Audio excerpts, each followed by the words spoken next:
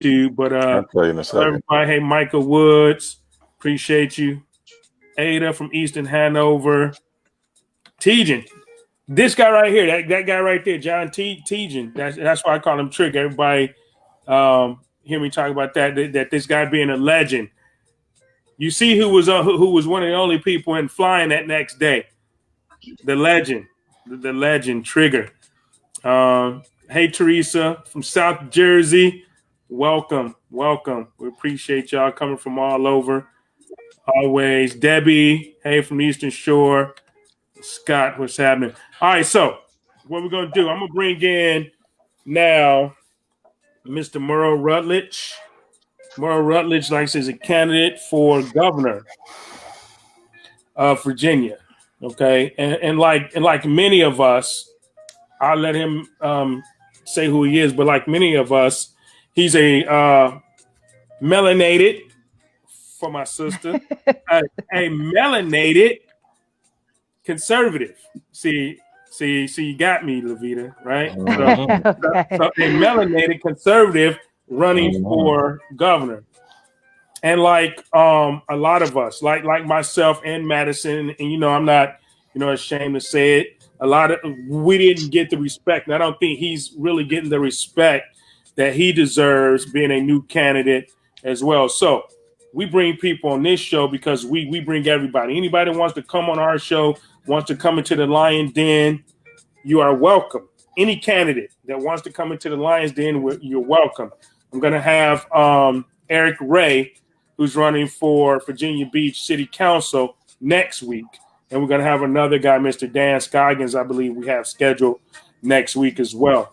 All right, so without further ado, we're going to bring in Merle Rutledge. Hey, everybody. How y'all doing? What's going on, Merle? How you doing, man? I'm doing great. That was a beautiful tribute, Jarome Bell. Brought me back in the time. Yeah, I appreciate it. What were you doing, man, that day? You remember where you were and what you were doing? Yeah, I remember. I was at Norfolk State University going to Brown Hall, getting ready to see my professor for a class, and I saw my professor run out to class crying, and that's when they broke the news to me, It ain't nothing like that day. Nobody can forget that day. Yeah, absolutely. So why don't you go ahead and introduce yourself to everybody and tell everybody about yourself, give a bio about yourself, and then start off with why you're running for governor of Virginia. Okay, let me get this started. I'm the no longer business as usual Republican. Normally, my motto is playtime is over. I'm from New Jersey, born in Portsmouth, Virginia. Then, of course, I moved out to Virginia permanently after the crime got so bad because of the Democrats destroying the city. Then after that, got here to Norfolk in the Hampton Roads area for college. Went to Norfolk State University where I graduated with my political science degree, bachelor's. Much shout outs to the Norfolk State University Spartans. Y'all know who y'all are. And also at the same time frame, I'm looking forward to this race. I'm a smash mouth type of candidate. I don't bow down to nobody. Everybody knows when I walk in the room, it's time to pay attention. And that's exactly the way I want it. I already know how candidates get hazed. I'm pretty sure y'all experienced that same thing. Somebody comes after me, I hit back 20 times harder. And I think they like the fact that there's a Republican in this race that wants to fight. Because we're seeing all the cowards every single day right now. We already starting to realize who are the patriots from the actresses. That's why I call it, because some people don't belong in this type of game. Now, as far as I'm concerned, I'm a two-way type of candidate. I believe in lowering taxes. I believe in having localities have more independence from the state government, getting the state government out of people's business. And also at the same time frame, I don't believe anything about these Democrats. I've lived a lifetime through them. And the only thing I've seen is basically corruption. We haven't even got a doorknob on a new school, and they want to talk about they could run this country. Nah, it's time for a change. It's time for somebody to step up. All right, roger that. So what we're going to do, each panelist, we're going to go around, and we're going to ask you some questions, because all of us live here in Virginia except Don. But what Don is suffering through in North Carolina, he's suffering through a governor that's just as bad as Blackface Northam. So just as bad. So Governor Cooper is just as bad. So Don understands what we're going through here in Virginia, because it seemed like they're in lockstep with each other down there in North Carolina. So, Miss Levita, you can go ahead and pose your first question. You can go first. Awesome, awesome. Thank you so much for joining us, Mr. Murr. How are you this evening? I'm doing great. How about yourself?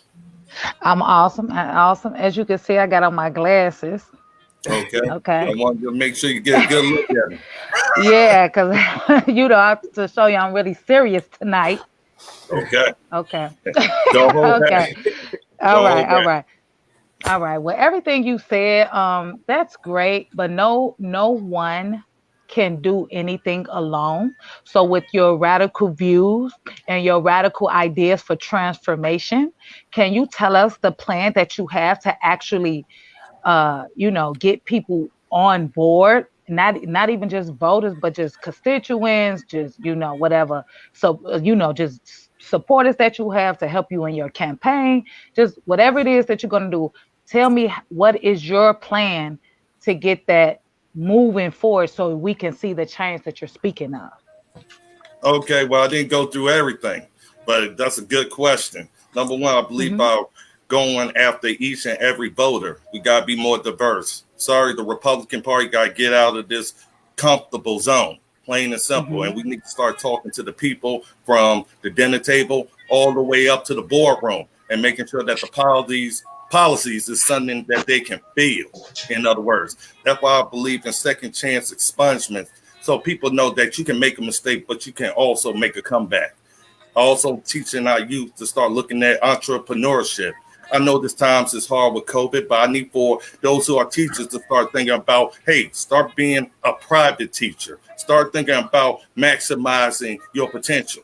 See, that's the different way I channel my message so it could be felt. Whether you're Democrat or Republican, you need somebody who's willing to lead and show you the path. And obviously the Democrats has shown you darkness after they got in your vote by saying health care, lower prescription pills. Nah, not with me. The first thing I like to do is let people know you're going to earn everything you get. I may seem like the mean coach, but I also got a message that you are able to understand once you understand how working hard gets you a goal accomplished. This is how we stop crime or reduce it down to record numbers by showing the leadership that we need. Now, as far as the rest is concerned, I also said about marijuana. I said we need to go ahead and legalize it so the farmers could go ahead and grow an extra crop.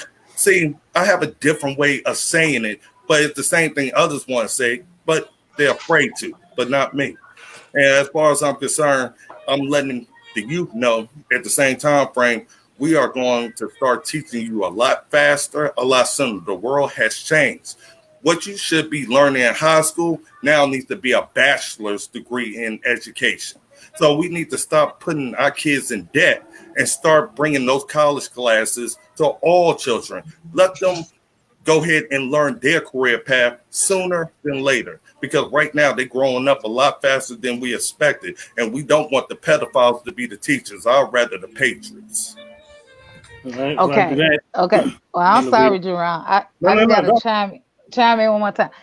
Now you're continuing to tell me about what you would like to see change, but I want to know, how are you going to do that? Like a strategic plan that you have to get supporters to even get you enough votes, because we understand you're going to have to get a voting pool behind you to actually win that governor's seat, which is not for the faint at heart.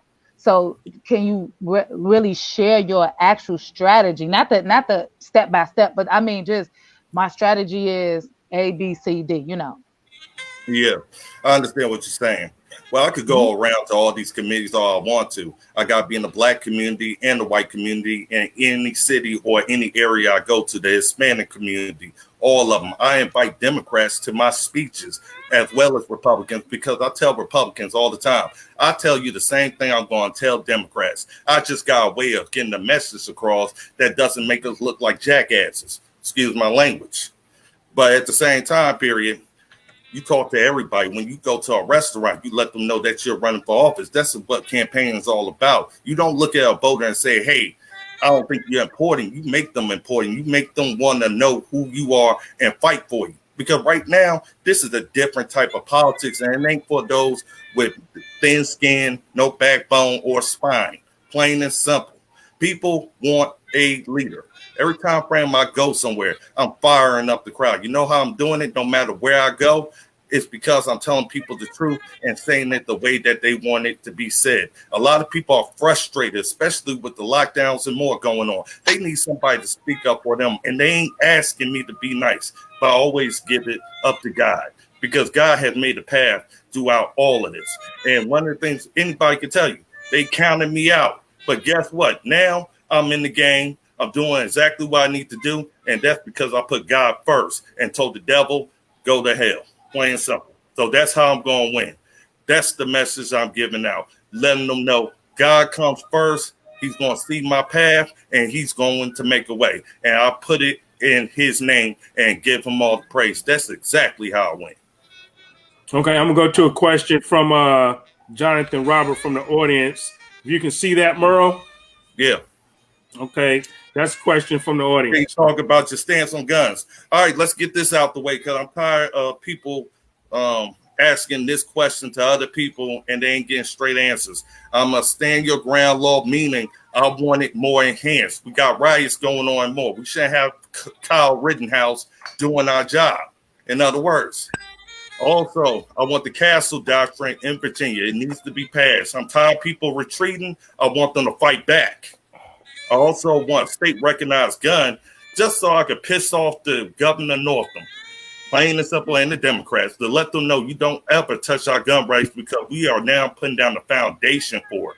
And I'm the only governor's candidate to say I would give out a pardon to anybody law-abiding that is a gun owner that breaks his laws. That means I'm the insurance plan. Everybody else can talk about how they support 2A, but they won't answer on what they're going to do for 2A. Exactly. That's why you need me as a leader, because I give you direct answers. I'm not running. I'm not ducking. I'm not dodging. I'm making sure that Virginia knows we fight back. And the criminals, on the other hand, need to know the consequences. All right, Madison. Your shot, bud. Yeah. You know, in Virginia, one of the huge problems that many Virginians have had to deal with is with Governor Northam, or Blackface Northam, and we've been bombarded with a slew of unconstitutional codes and statutes. And as you know, these what I mean by unconstitutional codes and statutes, we're not just talking about U.S. Constitution. We're also talking about Virginia Constitution. So what is your message and what is your plan in order to combat the rogue government that we see? We understand that, say, for example, you are elected, you're probably still going to have to fight a whole bunch of Democrats in the assembly. How would you be able to get your point across? What is your plan in order to rein Virginia back and bring us back into compliance with Constitution? Well, the number one thing is you got to bring the fight to Democratic strongholds, not later, now. That's what I'm doing. Because all that other stuff, we need to make sure that the message is clear to their voters. We speaking to them in layman's terms, not all this fancy language and all this other stuff. Tell it how it applies to them. That's how we fight this situation back. We put pressure on the governor by using his own constituents as well as us. A lot of time frames, Republicans get that little quiet thing when it comes down to talking to people, and they try to distance us from conversation only because we ain't messaging them the right way. You know, we trying to talk all big, the same thing with Democrats, and they like, yo, we used to this garbage. The governor Northam, the only flaw that we have is not making sure that our supporters are more educated about what is going on, how to defend themselves in the argument, as well as bring up our views to make it make sense to the ordinary person. Sometimes that may be hard for people to do. But at the same time frame, we have to start fighting Democrats now, start changing their voters' minds now, and making sure that we put it into their politicians or whoever their delegates are, that your seat is now in trouble. Because now we have the momentum. Now we are telling the voters the truth. We are telling you, telling the voters, Governor Northam is taking away your gun so you can't defend yourself. We telling them the truth. You thought about health care. Look at your health care bill. as high as I don't know what. You see what I'm saying? Look at this lockdown. You lost your business. You lost your job. You lost all this. He didn't even have a plan for you. Like I said, Merle Rutledge one has shut down Virginia. Me and South Dakota get along very well. But at the same time frame, we have to start talking to voters about the consequences of the governor's actions, and don't be apologetic. Don't be scared. Tell people the truth. That's what people want right now. I suppose what I mean is that there's going to be a whole lot of people, we don't need people just talking. Mm-hmm. Do you have a plan of action for actually suing members of the assembly? Because the only way that really, if you're dealing with rogue agents within the assembly, and we know that they're passing unconstitutional codes and statutes, then is there a plan to make sure that those members are held liable for violating their oath? That sort of thing. They need to be held accountable and punished for not upholding the Constitution and betraying the Virginians. So I guess my question, my question is, what is your plan for making sure that happens? They're held accountable for their actions. Well, it goes from top to bottom. Like I said, I want the judges and the prosecutors to get rid of absolute immunity. They should go down to qualified immunity at this time period. The thing is, they put so much cement and foundation to protect them, even for the most egregious acts. So this takes going down the codes and seeing all these different protections that they have put into play. And a lot of these protections were done during Democratic, sessions. They have made sure they insulated themselves. Look at Senator Louise Lucas. She has a motion to dismiss right now talking about, hey, I'm part of the General Assembly. I can't be sued. I can't be held liable. And then people are finding out about this just by reading the newspaper, where they should have known about it a long time ago. We need to go down each of these laws, look at the dinosaur laws, get rid of them, look at the laws that put any kind of immunity to these officials, and basically start saying it's time for people to be held accountable. Yes, I do plan on asking the Virginia Attorney General to challenge laws that are passed or whatever, even from the past, because right now we can't worry about the future. We can only try to undo the harm that Democrats have done once a new governor is put into place, especially a Republican. We know we ain't going to get change from Democrats, so we could forget that out the window. But the fact is, we need to make sure people understand exactly what's going on. We need to make sure that the laws and codes and ordinances take away the protections they've been getting, because, like I said, Senator Louise Lucas should be in jail right now. But you see right now, she's talking about having a dismissal. Do you see any other citizen under the same situation having these type of advantages? No, but we are finding out about them, and it's time to go ahead and get rid of them. No longer business as usual. All right, I put up Merle. Someone said, did you have a website? So I put up your website up there, Merle Rutledge for VAGovernor.com. Okay, there it is for y'all up there. So, all right, Don, what you got, Don? Welcome, Mr. Rutledge. Good to see you. Hey, how you doing? Are you back, Madison? I wanted to ask you a little bit more into your question, but I think you kind of figured out my answer. We got to get rid of the old codes. Okay. You were referring to my question? Yeah, because I know you were saying, I'm listening, but at the same time frame, was there anything extra you needed for me to add on to it?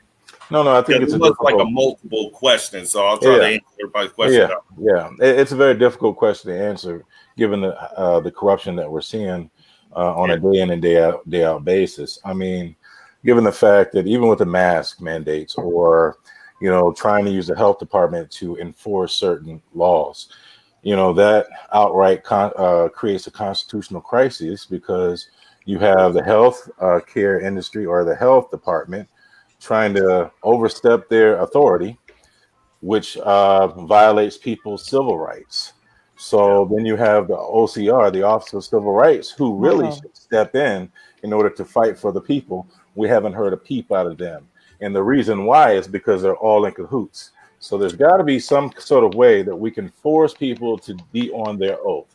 And if they can't be on their oath, then they need to be tried, convicted, thrown out of office, and then thrown in jail for a time and pay a fine along with it. But the number one thing we have to do is get back control of the House and the Senate. Right now, we should have never made that mistake last year. So right now, we have a lot of work from the ground up. That's why I said no voter is not important. No district. We abandoned 33 districts. So we kind of deserving what mess we got here. And we got to climb ourselves out of it. And right now, the old way ain't going to work for us. Right now, if we have my competition right now going into the general election, we will lose because they so busy being comfortable. Right now, we got to make ourselves very uncomfortable and make sure that people understand we ain't ignoring you. We're going to find some common ground, but we can win elections just by sticking to our core values. We just got to change up the message. But like I said, we have to win first before we could talk about doing all this extra stuff. But we need to definitely point out the problem and the source. Okay. All right, Don, what you got? Well, I wanted to start with a comment, and I like a straightforward approach because I don't think people want a friend or a buddy or a babysitter. They want a leader. Mm-hmm. So I wish you best of luck on that. My question is, I don't know if you watched last week or not, or I guess a couple of weeks ago, but there was a gentleman on that called basically Madison and Jarome Uncle Tom's. Mm-hmm. And that's what's being preached to the youth in Black America. And I want to know, how do you get past that stigma that's being taught at home and in school and reach that younger generation of voters so that they will accept you as a Republican? Okay. That's why I talk about changing up the message and being direct and straightforward. The way we changed up that Uncle Tom thing, we don't need to accept that. As far as I'm concerned, I don't pay no attention to the coon, all this other stuff. I'm going to be me, always be me. I don't care how people feel about it. The number one thing we need to start telling our youth about is we are trying to have the best for you. We are basically like your extra extended family. And of course, you ain't going to like your father when he's hard on you, but you're going to be happy graduating, having a good job, having a family have your back, not being in jail, not going through the downside of life. You can ask BLM and Marxists and the rest of them what their lifeline is about. Plain and simple. What we're trying to do is show parents that you don't have to accept this as your future. But we need you on board, we need the police on board, and we need to be educating each other on exactly what the end game is. Right now, no parent wants to be visiting their child in jail. Plain and simple. What the Republican Party is trying to do is give you the opportunity. We ain't socialists. All we're saying is we're going to show you the door. It's your job to earn your way through that door. And we can show you what success looks like, and we can show you what failure looks like. That's how we change the messaging of how to attract not only parents, but the youth. Because a lot of parents are single parents. So they will love an extra big brother, extra big sister. They will love a leader on TV talking about, hey, I want the best in you. I understand our future is so important. And you encourage our youth. Right now, you feel abandoned because nobody's talking to them. That's what's happening.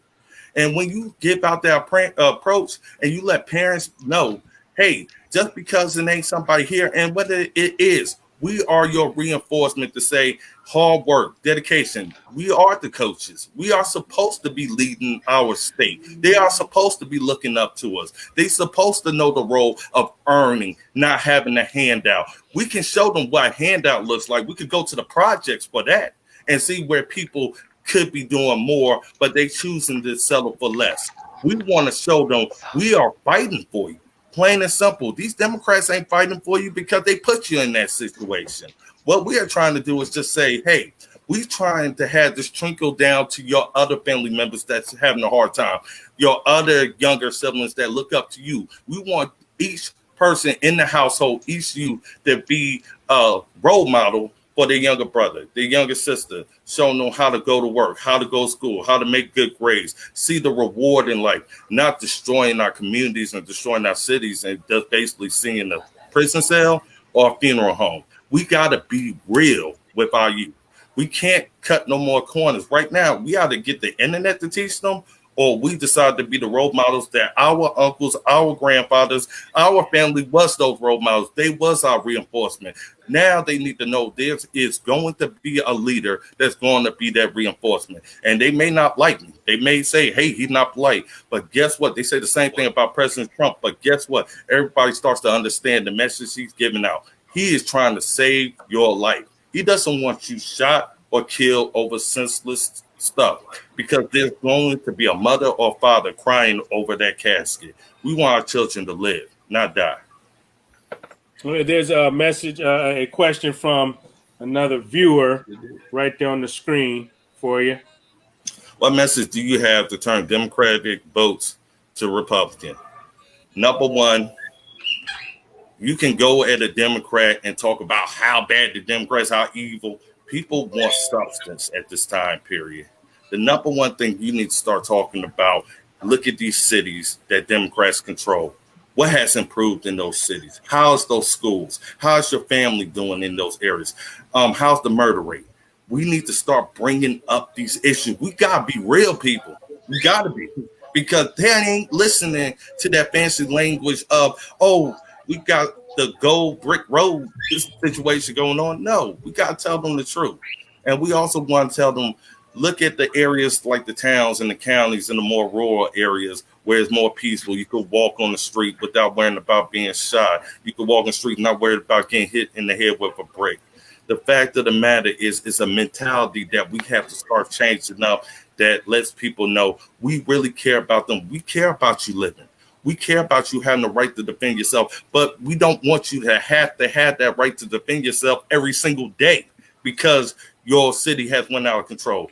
What does it look like when the police is gone? Who are you going to call? The social workers? That's what the Democrats is promoting right now. We have every opportunity to change the Democrat to a Republican. What we need to do is change them and make them recognize they are conservative. How many people have been brought up in the church? I was brought up in the church. Guess what? That was one of the number one things that got me over the line to being a Republican, because I said, hold on, you're attacking the church. You're attacking what kept me alive to make it to this point. You see what I'm saying? And you can start bringing home that message that, yes, we believe in God, but we protect your right to worship the way you want to worship. You see what I'm saying? We have the tools here. Hey, we're trying to keep more money in your pocket. We're trying to cut taxes. Right now, where's your tax money going? You're paying more right now going to the grocery store. Look at, even though you're paying 10 cents more, those 10 cents add up. See what I'm saying? It wasn't Republicans who did that. That was Democrats. See what I'm saying? So when you start talking to people's pockets, you start talking to their heart and their soul, not just a Republican, but somebody who really cares about the people. Because you sometimes got to go to your core of where you care and you see through their eyes. You know their story. I've been broke. So I understand people being broke. I understand going to school and the struggle of that. I understand all the crossroads, whether it was gangs or a bad teacher or whatever. But guess what my mom taught me? She always taught me to fight back. And that's exactly what I'm telling you. You're going to fight back and you're going to be the best that you can be. Hey, Merle, so if you were elected, what are your top 3 priorities that you want to accomplish? My number one priorities, is making sure our right to defend itself is in place, because we got too many riots and stuff like that. I got to make sure the family is secure. We got to have safety there. So we got to throw out, I'm going to write an executive order, number 1, to make sure whatever gun laws we ignore. Now, police can't enforce it, but I'm going to say, hey, I'm going to pardon you, because we're going to have some insurance. We ain't going to have the adults getting beat up. No, It's time for the adults to take over the streets. Then too, what do you mean the police can? If you write an executive order that changes the code, so then if they're enforcing that, then they would put themselves in they would make themselves liable for immunity, because then the whole issue with the immunity is the fact that I know there's a lot of talk about this, and I don't mean to sidetrack you, But I think a lot of people are confused insofar as the law is concerned. Qualified immunity simply means that an officer, for example, if he is on his job and on his oath and he is performing his duties, say, for example, if he violates Constitution, then he makes himself liable to be sued, because then he makes himself liable not to be qualified for qualified immunity. If he does something that's so egregious, and I do believe that violating the Constitution is one of those things that are very, very egregious, then you make yourself liable to not have qualified immunity. So if you write an executive order, then that would change the state code and statute. So there would be no need for them to enforce that particular move. But continue, please. I'm sorry. And that's the point. Because right now, I'm tired of our citizens getting beat up. I'm tired of them getting killed. I'm tired of our police officers getting killed. After a while, you let the gloves come off and let the cars come where they may. Like I said, it's going to be a case-by-case situation, but we can't allow our police and our community to be in fear, and they worked hard not to be in fear. You know, that's the point. I'm going to take the side of the community over criminals any day of the week.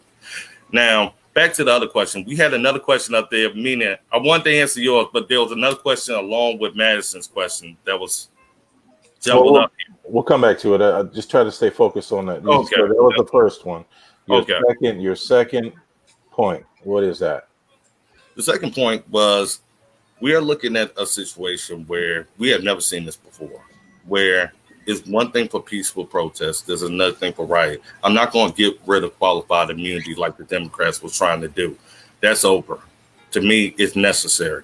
We all make mistakes. There's a difference between mistake and something of intention. Where qualified immunity comes into play is of repeated behavior where you was warned that it was a mistake. Now you keep doing it. There's no qualified immunity.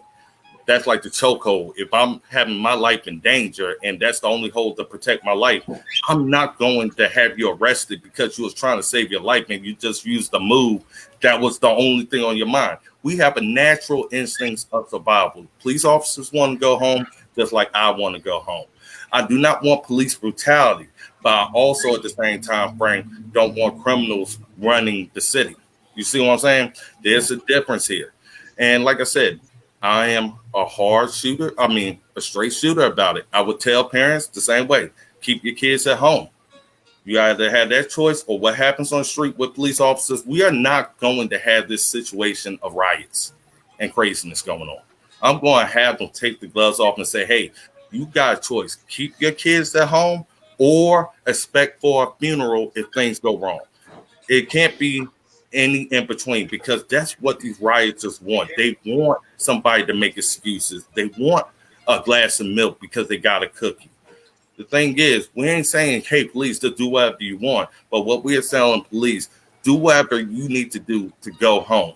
We'll worry about the other stuff later. But for us to start locking up our police quickly off of knee-jerk reactions all across this country, and it's showing bad signs, because if the police ain't here to protect us, who's going to protect us? And you don't want Kyle Rittenhouse all over the country. So you rather save lives, be harsh, or you're going to lose lives, and it ain't going to be the criminals. It's going to be people like us. So your second. Let me jump in real quick. What's your next two top priorities, just by name? Oh, okay. And that's what I was trying to do when it came down to that, because of the question being extensive. Yeah, what's your next two top priorities? Now, number two. One is reopening Virginia. That actually should be number one. It's a time period where now we have to make sure small businesses as well as corporations get back on their feet. So I plan on cutting the business tax by at least 10 to 15%. I'm also at the same time frame looking at new businesses such as casinos, uranium mining, all types of other type of jobs that could come in that we have lost. A lot of the jobs have left. They haven't went out of business. They just left the state because they can't afford to be here anymore. I want them coming back at this time period. And what we can definitely do on that part is make sure they have opportunity to get back on their feet. The problem is we decided to wait until May of 2021 to decide on how to address it. We are losing businesses at 700 businesses per week here in Virginia. A lot of people don't know that. This includes businesses. This includes renters and landlords who are not getting no relief because basically now they can't evict nobody. And now I believe they can, but right now the governor's working on a new eviction moratorium. So it's a lot of money being lost, people going out of the business, and nobody having hope here because nobody's talking about a reopening plan. My reopening plan is very well structured. It's saying new tax revenue. It's saying bringing business back. If you start cutting off these business tax and these different tax rates, yes, it will work. And also at the same time frame for local governments that really been struggling with their budgets because of COVID, we had a plan in play a long time ago. We just never used it because politicians wanted to ignore it. They wanted all the money in Richmond instead of in the locality. What happened is corporations will have businesses like in Danville or Virginia Beach or in Gloucester, for example. Those out-of-state corporations were sending their money straight to the state. The localities was losing interest rates. Imagine how much interest you are losing. You are losing millions and millions of dollars because the corporation that you allow to do business in your locality, because they're out of state, is sending it straight to the state. And the thing is no way to lose money on it because if the money sits in that locality in their bank for 5 to 30 days, that's millions on millions of dollars that locality is not getting. But the state, on the other hand, is spending that money recklessly and not on anything that's going to help them out. We need to make government smaller and more efficient. Localities know what shovel-ready projects they need, what streets and roads and all this other stuff. Give them more independence. The government is too far into people's business. That's why we got this mask mandate and stuff like that going on, because right now they feel like a governor could do whatever he wants without any kind of limitation. So like I said, we need to stop having the state do all its business in the state, plain and simple. So those are three major ones. Now, what's your number three priority? Okay, the number 3 priority would be, honestly, we said pro-business, we said pro-jobs, and we will say, okay, education, the educational system, because it's out of control right now. And honestly, let me ask you a question since you mentioned education. Are you for or against school choice? I'm 100% for school choice. And honestly, it should have been worked out before the beginning of this school year even took place in Virginia. Realistically, I believe that students and parents know the best teachers for their children, plain and simple. And I believe that they was funded, instead of giving it to schools who's not really using it, because right now our kids is at home, allow them to pick their teachers. That's why I told teachers, see, Democrats didn't tell teachers, we really going to fire you. Because after we get your recorded video lessons, we could teach the same lesson to the next group of kids. You know what I'm saying? So what need do they have for you as a teacher? None. Because they're going to basically recycle your lessons, plain and simple.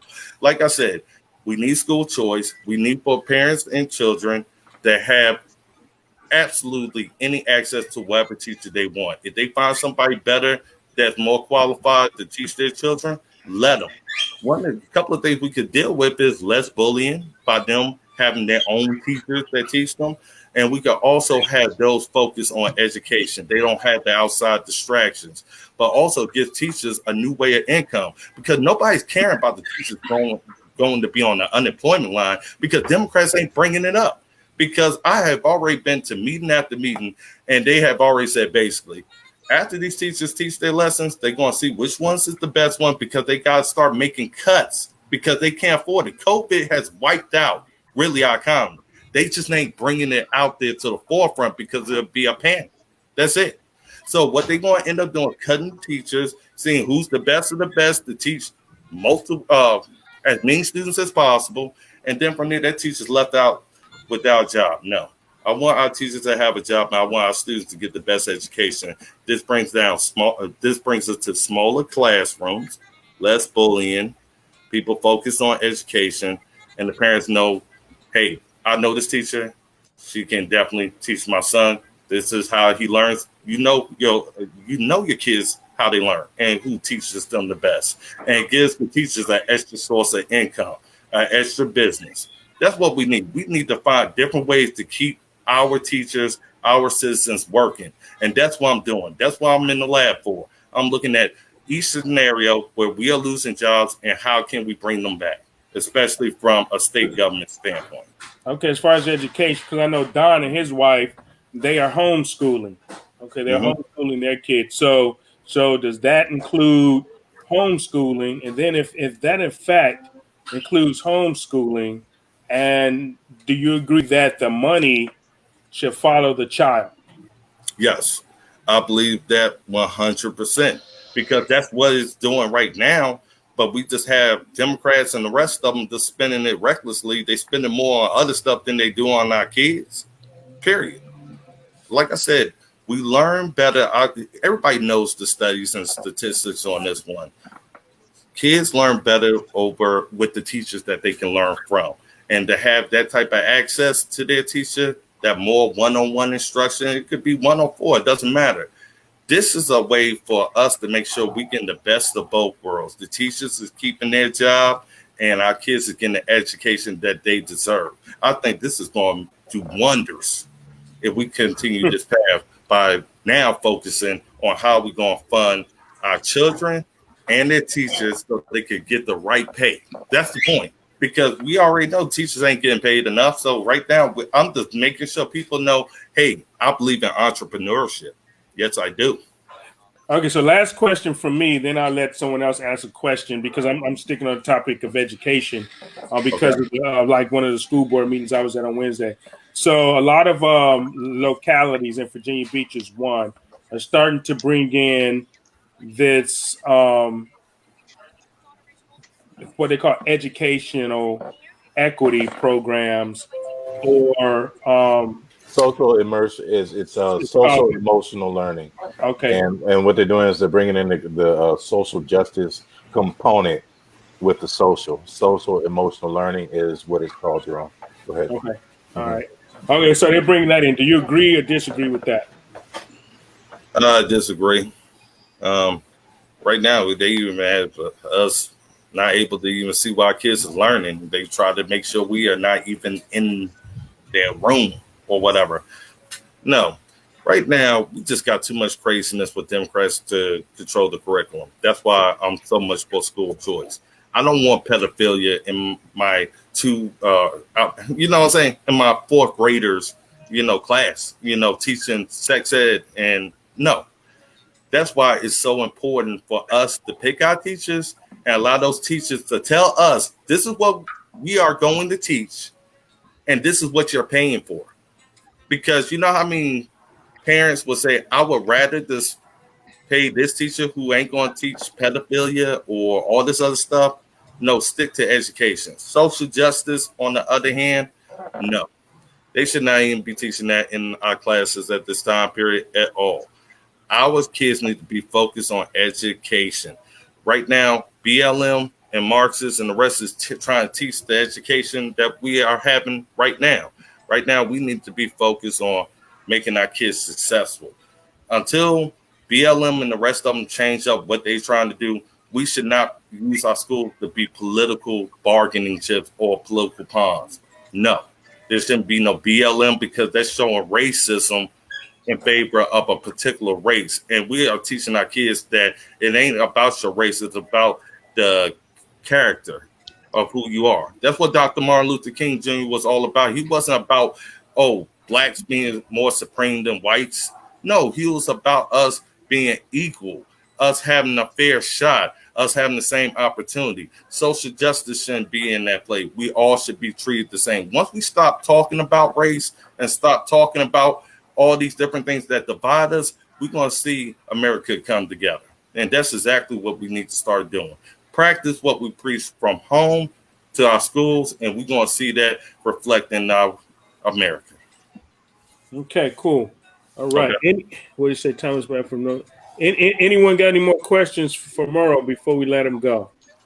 Okay. I do. I have one more. Okay. In reference to Governor Northam's most recent policy for giving illegal immigrants driver's license, what is your thoughts on that? And would you do anything different, and how? I would never gave illegal immigrants a driver's license. They wouldn't even be considered in public policy. How are we going to take care of another country's problem on a state budget? Let's be honest. Who gets cut out here? Virginia citizens, and they don't deserve to be put second for problems that we did not create. Should we have ever did the driver's license? No, we need to enforce the laws on the books. That's what's happening. People are trying to go around the law instead of going through the normal due process and allowing the right agencies to take care of policy. Do I feel like illegal immigrants should have an opportunity for citizenship? Yes, when they go the right way. We have to wait in the DMV, so should they. You know, you go through things the right way. That's what I'm teaching. Going through things the right way. We have to make that a practice, or we're going to see everybody going out of control, and you don't want a world where everybody's out of control and no order. So, no, I do not agree with giving out driver's license to those who did not come in the country legally, and nor do I believe in any special services. We got to take care of Virginia first. I got enough families starving and going through problems just with COVID alone. I don't have time to deal with what's going on but another country. Other countries need to step up. That's what it needs to be. We shouldn't be taking on those problems. All right. Don, you got anything else for Merle?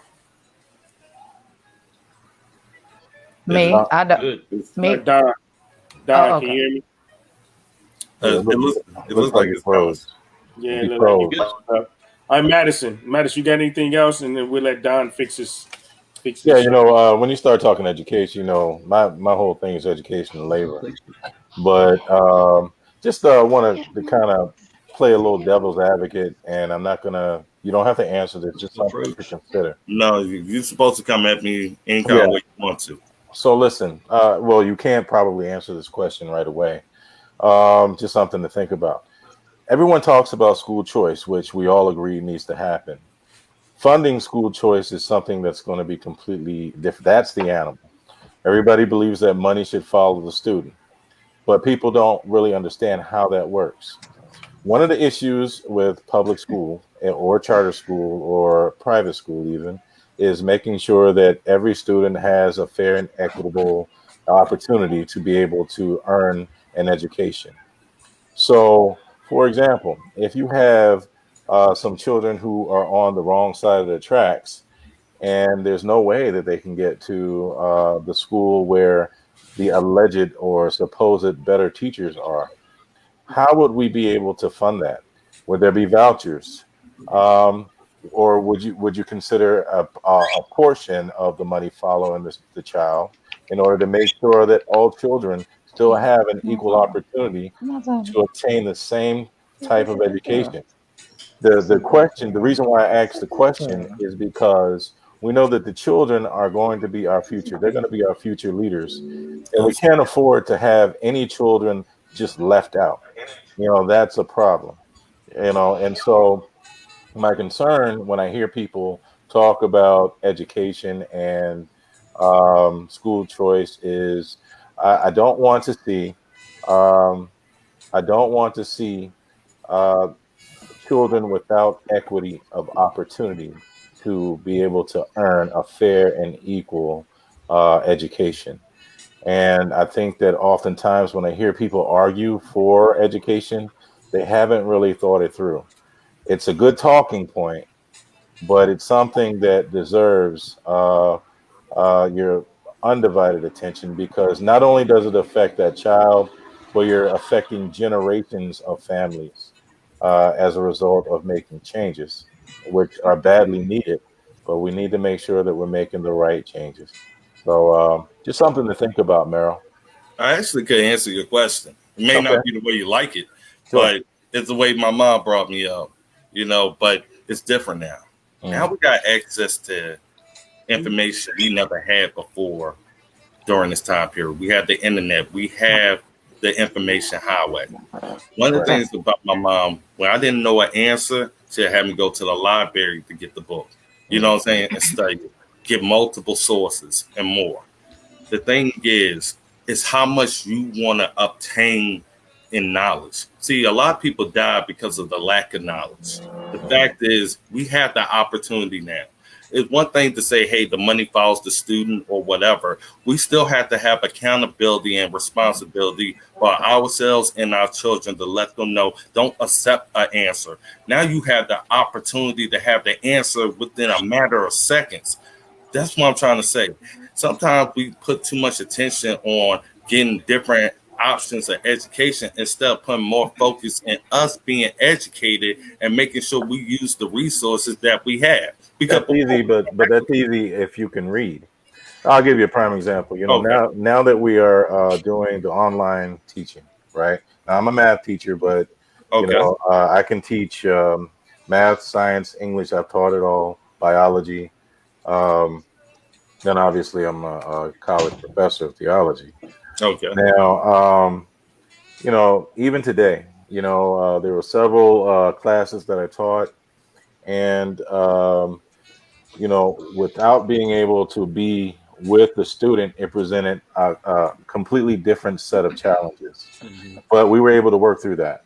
The Yes. other portion, though, was that I encouraged my parents to even step into the classroom, whether I'm in the school or whether we're doing it virtually. Yeah. So if I hear a parent in the background, I'll call them. Hello, Miss Waters, step in, please, come on. So this happened a couple of times today.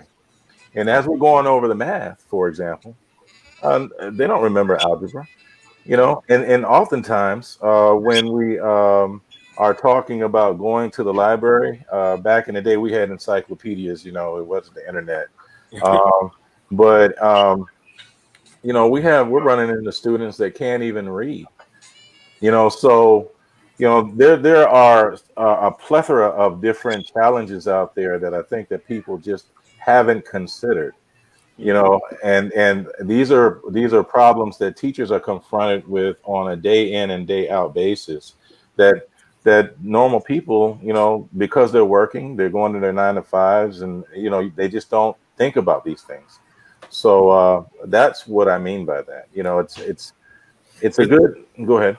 No, I'm gonna let hold on. I'm gonna let Don jump in with his last question if he has anything, because he froze up a second ago. I think he got it back right now. So Don, do you have any more questions or statements for Mr. Rutledge?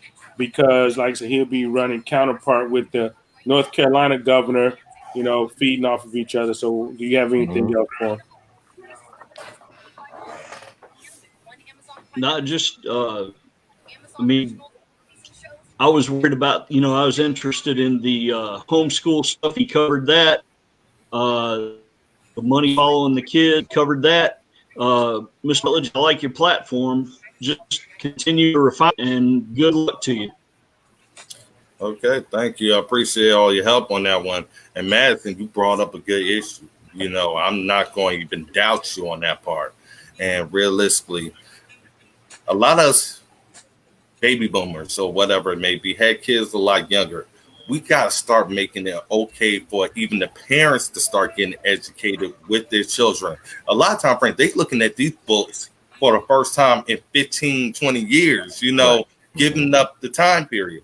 And we need to tell them, hey, you're not dumb because we are asking you to get involved or anything. We're not putting you down or anything. What we're trying to say is it's time for both sides to get educated. Honestly, I said to myself, my little one is doing stuff on the computer I don't even know. I thought I knew Right. it all. So now Right. I'm in the learning thing like, yo, tell me how to do this. That's right. The fact is, we Right. got to make it fun. We got to make that bond of working with each other fun again. Because now they think of it as another job. Oh, now we got to do what the teachers ain't doing.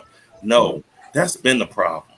Yeah. That has always been the problem with what is going on all across America. The craziness, the chaos, and all this other stuff.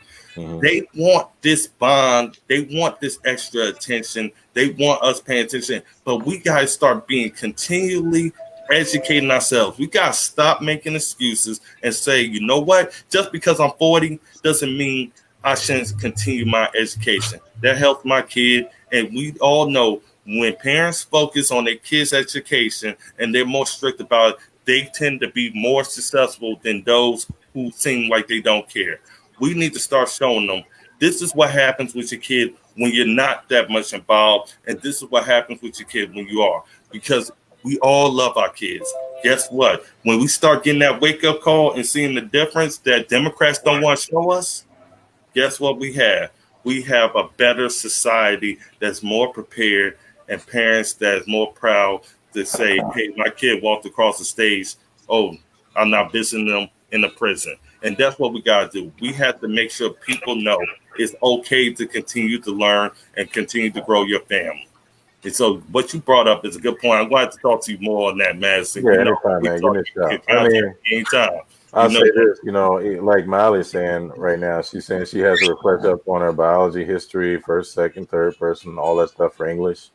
What I'm finding is that when parents are able to actually be involved, when they're invited into the classroom, not only does it help us teachers out because, for one, the student works harder. But number two, just over the course of the last couple of weeks, you can see a boost in the confidence in the parents. There's a lot of positive that's happening throughout this pandemic, that we're going through. And I'm seeing families being built, people are spending more time. And I'm seeing a lot of positive things happening through the virtual classroom. Can't wait to get back to the regular classroom, but, always looking for the positive.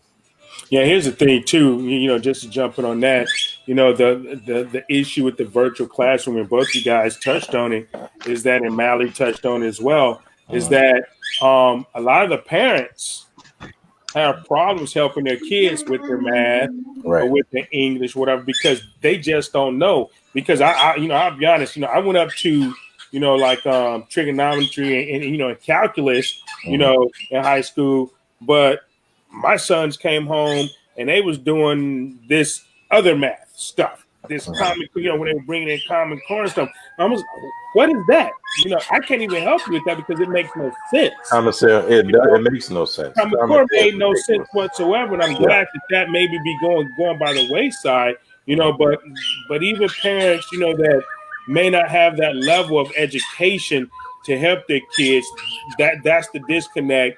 And that, what I see a lot of parents are saying with this virtual learning stuff, because they don't have that knowledge to help the kids in a higher, let's say a higher math class or whatever. And so the kids try to, fall off. And if they're not,